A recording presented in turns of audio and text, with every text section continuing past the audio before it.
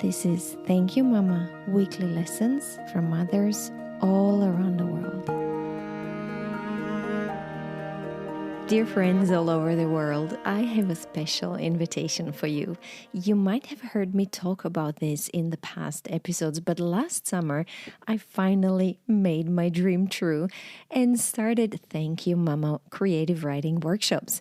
And they absolutely surpassed all my expectations. The energy, the magic we created were healing and empowering and just wonderful. So the next workshop is taking place on the weekend of 9th to 11th of June in Vienna. It will include a guided tour through this gorgeous imperial city, a visit to the Art History Museum, lots of creative writing, discussions, and meditations. We will write about our mothers' lives and lessons, but also about our needs and about what we can give ourselves to be the best, happiest versions of ourselves. You can find more information on my website. I will put a link in episode notes. Or please feel free to just shoot me a mail. You'll find it in episode notes as well. You can also reach to me over social media. I would be happy to help you with arrangements and ideas of what else to explore. There is a ton to see and experience in Vienna, but also Prague, Budapest, Munich, and Venice are a few hours on the train away from here. Also, I am relaunching the Thank You Mama newsletter and filling it with information and inspiration I am super excited about and would really love to share with you. You'll find a subscription link in episode notes on my website or in my Instagram link in bio. And finally, if you're enjoying the show and haven't done so yet, please give it 5 stars and a review. It's simple and quick, but it really helps the show to be discovered and to grow. Thank you so much for being here. And here's this week's beautiful conversation.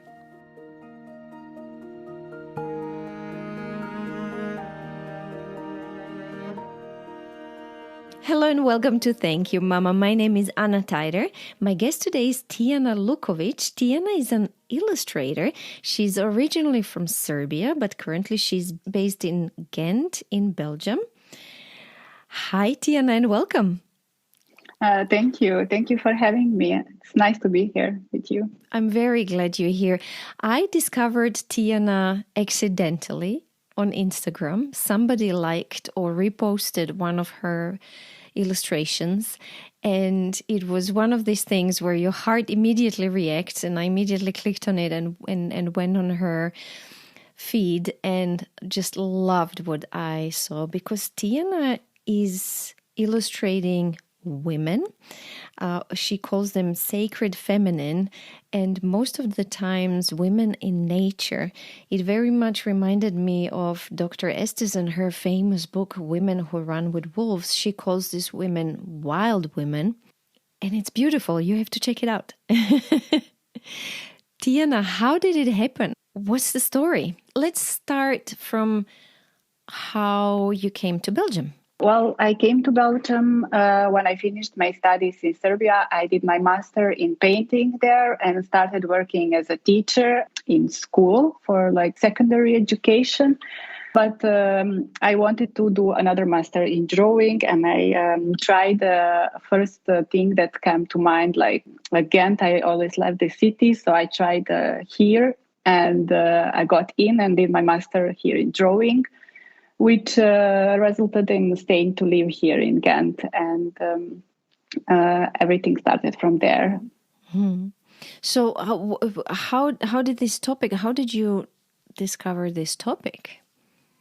The topic for the illustration came because first years that I was living in Ghent, I wasn't working as an illustrator. I was working more as a contemporary artist, and I was exhibiting in galleries here in Ghent. But once I became a mom, I have a now small daughter. She's almost 6 years old, and her name is Petra. And Petra inspired basically everything.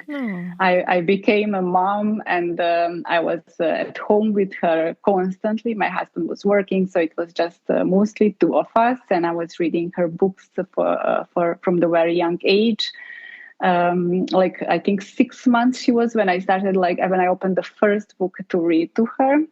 And I was like mesmerized with the illustrations I found within and the world that could like appear from the pages. And I was thinking like, once I became a mom, I was not finding myself anymore so much in the contemporary art and the topics I was like doing before. And I was thinking like, this world feels now much more close to me.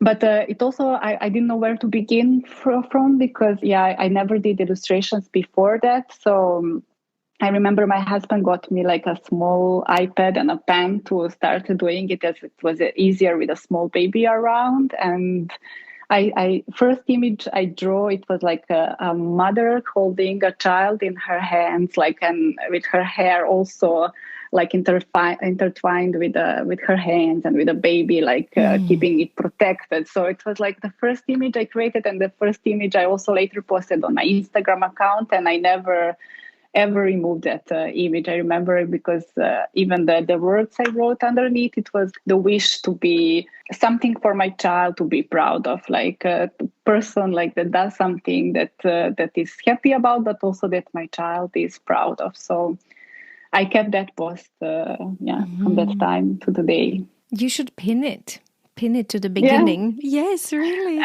It's quite different from what I paint now and what I do now, so I don't dare to pin it. It would be like so much different from the rest, but it's there. It's the first one I ever posted, so it's there.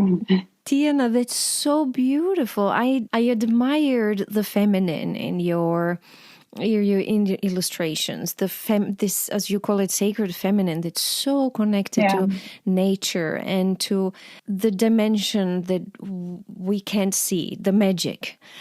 I didn't know that the origins are motherhood, that it all started with motherhood. That's so beautiful. So you illustrated some children's books as well, I saw. For now, I did one children's book that was from Anouk Luria. She's from Belgium. And she self-published that book. It's called The Stardust Elves. And she wrote poems for the book, and I illustrated them. It's 18 poems, and I made 18 illustrations for them. That's the one I illustrated for now. Oh, I see many more books in your future. I'm excited about them. Thank you. I was curious. You see, I had trouble defining this sacred feminine. Do you have a definition of it? How would you describe it? It's like you said, from Woman Who Ran with the Wolves. I love that book. I also read it. And there's also another book that it's called If Woman Rose Rooted from Sharon Blackie. It's also the book I got inspired from a lot. It's mostly related to that archetype of the wild woman, and like the archetype that is inside of many of us that we might not immediately recognize. I grew up as a very timid child, very shy, very always like controlling and trying to be like to fit into society rules and everything. And once I discovered those two books and once I read them, I kind of like something opened up inside of me. Like I could see that there is somebody else living there as well, and I wanted to like explore it a bit, to see who it is and how she behaves and what she is like. So when I discovered that wild woman inside me, I also wanted to paint her, and I wanted to see where she's connected with the world and how she is connected with the world. And she was mostly connected with nature. And that's why I started to paint her and to explore the subject and to read more about it. And that's how it started. And that's who she is. She's like the wild woman inside maybe many of us, but she was certainly inside me. So I wanted to meet her and to welcome her. Isn't it beautiful how we women respond to that? How we need to find this wild woman inside of us? It's interesting how men react to superheroes and, and we react to this wild woman who is so connected to nature and to magic. And we don't know it until we see it or read about it. And this is how I reacted also when I read The Women Who Run with Wolves. I started reading it and I was like, it really empowered me and inspired me to embrace that side of me and acknowledge it. Yes, especially because I don't think like in a young age, I think many girls and myself included, they see themselves as princesses and relate more to them than to the wild woman. And I think it's a pity because it's more societal like expectations to relate to the princess and to the like sweet, kind girl. Yes. But I think it's more natural to us to be related to the wild woman. And once I grew up and met myself better, it was much more like honest to me to say that that wild woman is the one that we can relate as a girls to than princesses and fair. Yeah. This is why I'm a big fan of Maleficent. For me, she's the ultimate wild woman. Yeah, she is indeed. I read somewhere on your Instagram, somebody asked you what kind of ancestor do you want to be? And you said one who conveys the message of our inner world being of equal importance to our outer worlds. Yeah, it's because I'm the person very much living the introvert. Like I'm a huge introvert living a lot inside of my own world. Like I like daydreaming. I like reading books, living inside of them. I'm a bit quirky about it. And I thought always like that people don't recognize it that as it's important. Like that world that you live inside of your own head and that is inside of you, it's not that much recognized and not much talked about. And I think future generations should know that life that you live outside of yourself is also as much as important that your life that you live inside of you, like the thoughts you think, the world that you imagine, your dreams, your imagination. It's really, really important. So that's what I also try to teach my own child. And I thought like maybe future generation could also read that from my illustrations, because that's what I try also to put inside of them. Tijana, let's talk about mom. Mom Liliana, or Lily. Yes. Where was she born in Serbia? She was born in Užice. It's also a city where I grew up. So it's Western Serbia. Will you tell me a little bit about her and her life? Yeah, she grew up with her parents and a sister that was 1 year younger than her. And from what I know, her life was not, her childhood at least was not very easy, especially because her circumstances made her be a small adult, if you know what it means, to grow up too soon. And I think that's what marked her for life. And I know from everything that she later tried to be for us, for me and my sister, sprouted from that feeling of being pushed to be grown up from such a young age. She tried not to make us do the same or to protect us from it. So, What did she grow up in a rural area, on a farm, or? Well, both. Part of her life it was in a rural, and then her parents brought an apartment in the city, and then she grew up there. Did she study? Yes, my mom studied to become kindergarten teacher. Yeah, that's her also. That's what she works now as well. She still works. How old is she now? Yeah, she's born in 1963, so she still works. Yeah. And she's now like a main teacher in her kindergarten. Like she already has like a higher function, but she still does work. So she's still in Užice in Serbia? Yeah, she's still there. Yes, indeed. Is she happy now? Did she manage to somehow find a child in herself? I can see that she's content, but and also in a way happy. But what I gather from her, it's something I also don't want to repeat. it's like she sacrificed herself too much for other people, and she sacrificed herself a lot for my sister at the moment. She has 2 children, and she basically raised them also together with my sister. So I don't think she takes enough time for herself and to do stuff that she likes. And I constantly remind her that it's important, and that she is already old, and that she should take her time like seriously, and devote it to her passions, because she also likes to read and to travel. But because she still wants to be there for my sister and help her with the young children, she's spend her day working in school, and then come home again being with the children of my sister. So she kind of repeats that pattern on constantly being there for others more than for herself. So I don't know how much maybe some people can draw happiness from that place, and I'm sure she does as well. But from my own perspective, I think she's lacking some self-care. So are you trying not to repeat the thing? Yeah, most definitely. Sometimes I appear myself like a bit of selfish person, because I try too hard to have my own space and my own time and place for myself to grow and do stuff that I love. Yeah. So sometimes that appears selfish if I compare myself to my mom, and that's quite difficult when I compare myself to her. But yeah, I don't want to end up on the same place where she is, and it's different for me what I want and for what I strive for. So I think it's important to just acknowledge that we are different and we have different goals in life. And, you're modeling for your daughter, and the world is changing. The world is going to ask different things of women than it did when your mom was young. Your daughter will have to function in a different way. So it's important what you model for her. Yeah, that's true. Did you think about lessons? Did you think a little bit about the most important things you've learned from Mama Ljiljana?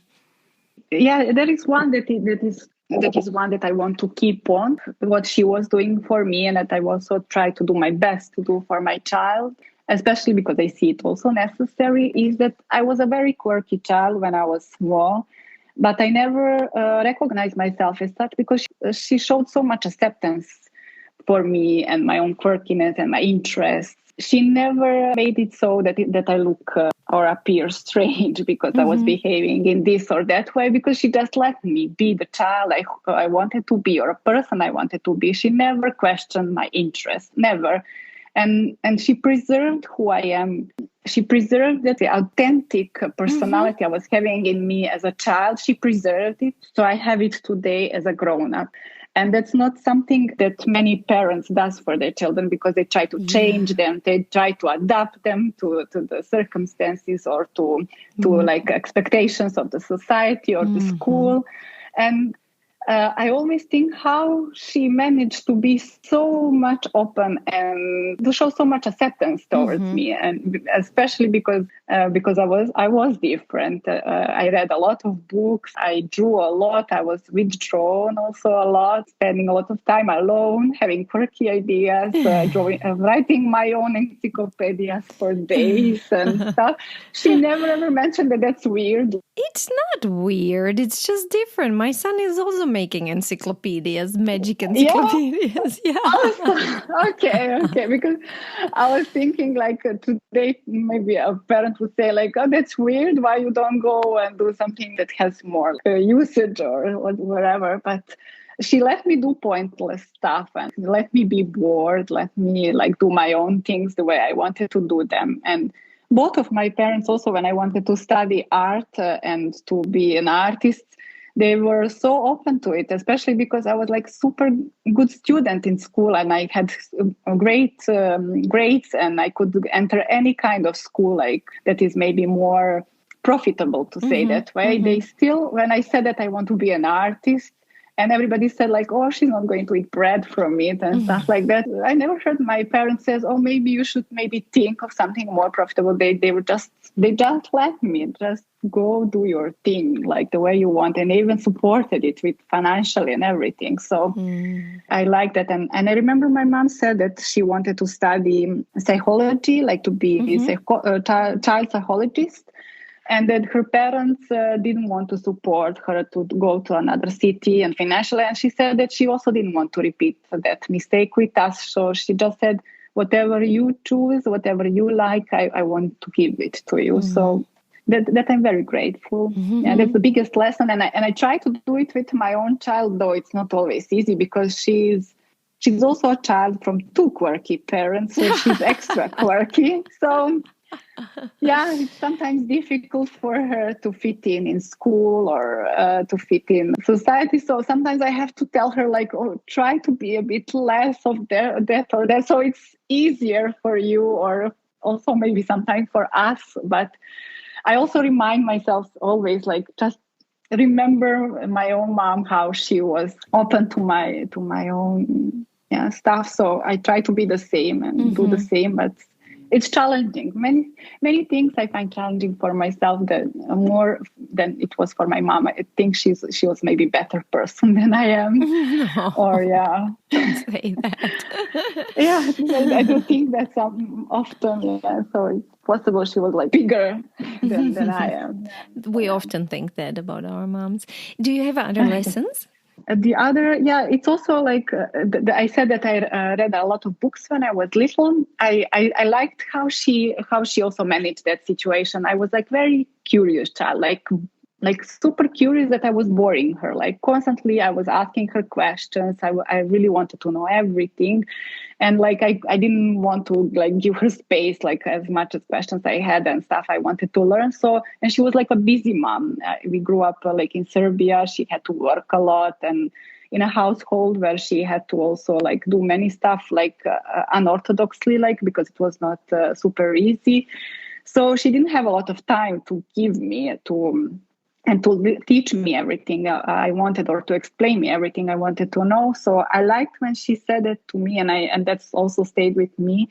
She said, like, Tia, if you want to know like everything in life, just read books. Like the books will tell you. Like all those questions you have, books will give you answer, I promise. And so I took it. Like I was okay. I wanted all those answers. I went and read many books, and I just became an avid reader from the very young age, and stayed at that today. And it's true. The books gave me all the answers I wanted, and I'm grateful to her that that's how she gave it to me. The books, like. Tijana, I'm thinking of internet, because I guess now moms would say just go on internet. Internet would give you all the answers. What do you think about that? Well, it's true that internet gives all the answers, but not in the same way as books. Like I still don't think that books are the same as the internet, because you can sit in front of your laptop or your tablet and read, but something like about turning the pages and having a physical book in my hands is so special. Like maybe I'm old school in that way because I grew up in a different generation, but I still prefer them over internet. And I don't know, internet also, like, it's too wild, I think, for the children. Like there's so many things and it can be overwhelming as well. With books, like you pick a topic that you want and you stay within that topic with a book that you picked for yourself. But on internet, there was always something to take your attention to there, or to lead you there, or to give you another road.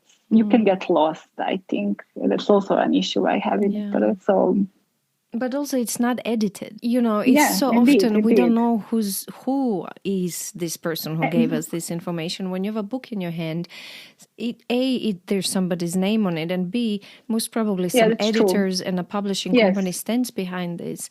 Yes, indeed. You said the real truth. Let's go back to Mama Ljiljana. Do we have other lessons that you'd like to share?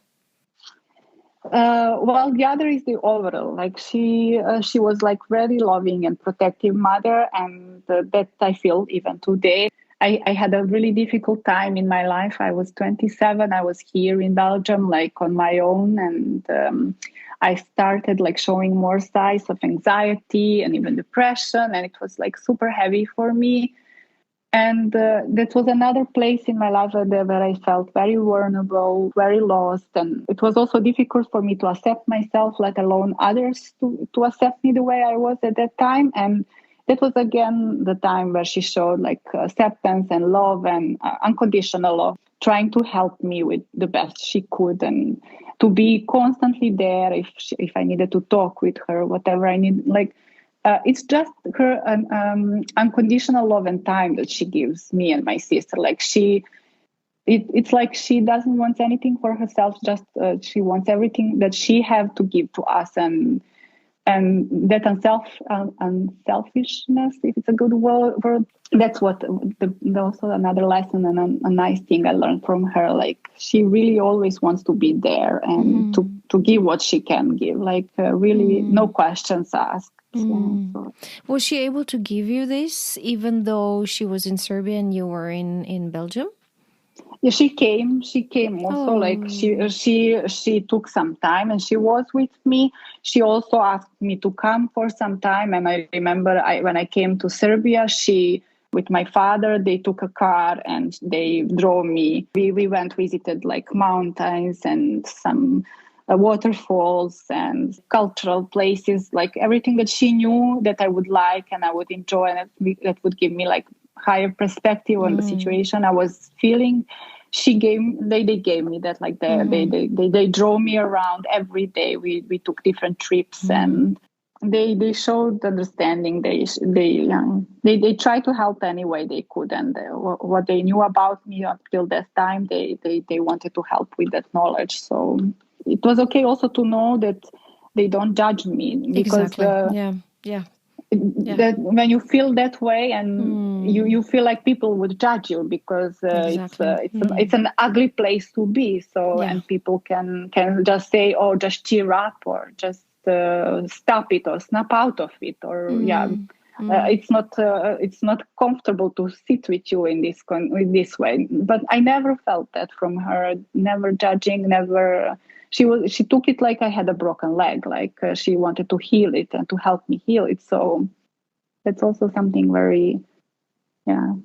something I really like remember. I experienced a burnout when I was in my early 30s, and my mom helped the same way. She was always on the phone with me anyway, but then when she realized things are quite bad, she came to Vienna and she was with me, and then she just put me in the car and took me back to Croatia. Same like you. She took me to our island, and absolutely no judging and just pure love and support. And she said, she's like, you need to sleep and swim and do absolutely nothing. And she helped me heal. She definitely helped me heal without medication and all this other nonsense that the doctors were thinking I would need. She knew exactly what I needed. Yes, that was beautiful. That's a perfect motherly thing to do, and it's good that we had those mothers to do that for us in those situations, because it can be quite challenging if you are alone in it. Yeah. Anything else? Well, that's it. What that comes from my mind at the moment, but yes. I mean, overall, I'm grateful for her and I'm grateful to have her as a mother, because, like I said that in one point, I think I'm not as good as mother as she is. I don't She's believe very you. motherly. She's very motherly, much more than I am. Yeah. But that's one thing I learned from my mom, is that we don't need to be overly motherly to be good mothers. I hope. Yeah. I'm a different kind of mother, that's for sure. But we'll see. Yeah.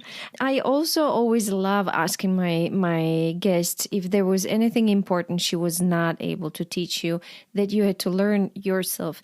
I think you already answered this at the beginning of our conversation when you talked about self-care and giving yourself a little time and not only taking care of the others. Is there anything else, or would you think this is the main thing she was not able to teach you? Well, with her best intention to keep me protected as a child, my husband often says that I grew up in a bubble, like not prepared for the world as it is. And he often also says that's a fault of my mom trying to protect me and my sister so much from everything. Like, she didn't let us ever like work in the summer to earn our money in between school, so in a holiday, or like to not even like to do house chores, because I remember she said like her mother pushed her to do so many chores when she was young that she didn't have time to play, so she never push us to do anything of such. Like she just said, "Oh, you just play, you just learn, like for the school, like do your homework, and that's enough for me." And it took her long, also. Like when me and my sister were studying, we were like in another city, and she would like constantly send us food. I remember it was like there was a bus line that were going from the from Užice to the Novi Sad where I studied, and she would like send us food like for a week that we would eat. So we didn't even Per have to bus. prepare anything. Yeah, Oh my God, bus. Yeah. that's such a Balkan mom, isn't it? It really is, and I know it's she weird. will find a way to send the food from one city to the other. It is. So I didn't even cook for myself until I like started living alone here in Belgium. So I know she wanted to protect us and give us the most time for studying and for living life. But I saw that once I was my own person here in Belgium, I struggled to be a grown up. I struggled to take responsibilities. I struggled to do many things that were expected from somebody at that age. So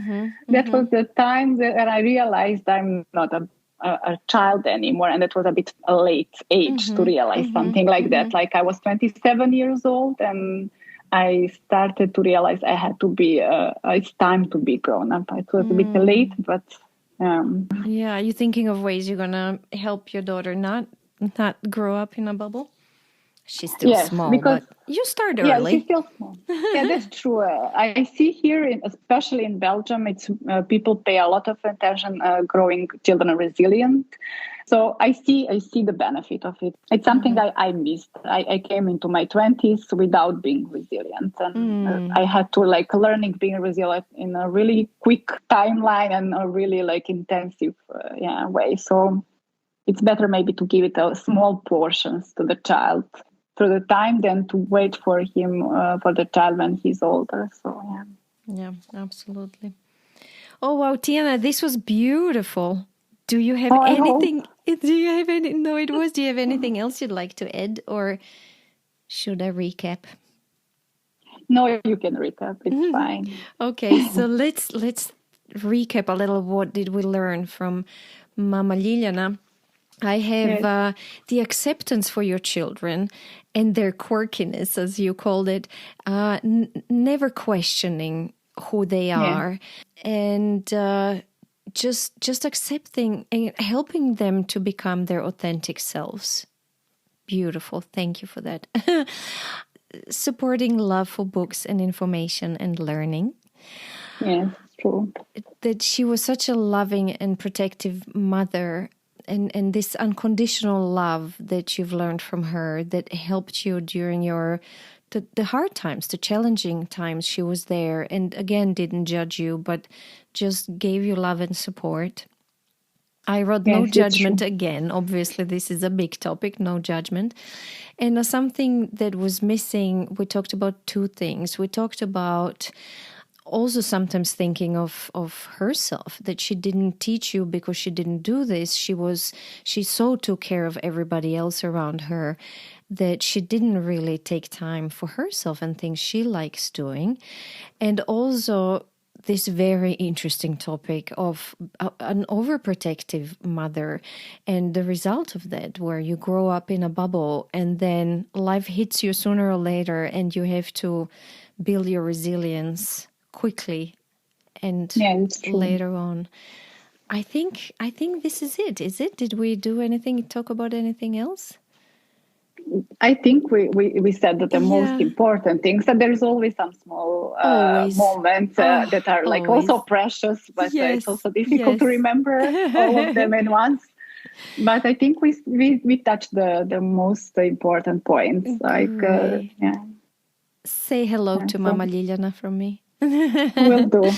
I wanted to mention again and invite my listeners to go on your Instagram.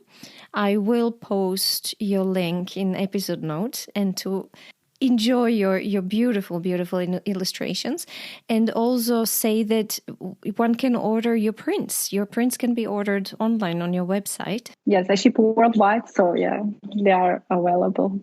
Tijana, thank you again for being my guest, and thank you for nourishing the wild woman or the sacred woman in all of us. Thank you for doing that. Thank you for having me and bringing this interesting conversation. I really enjoyed it.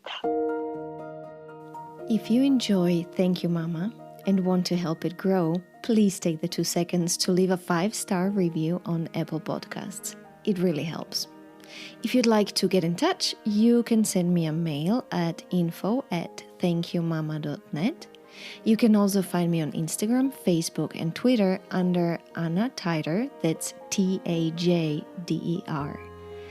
This was Thank You Mama. Come back next week, subscribe, and tell your friends.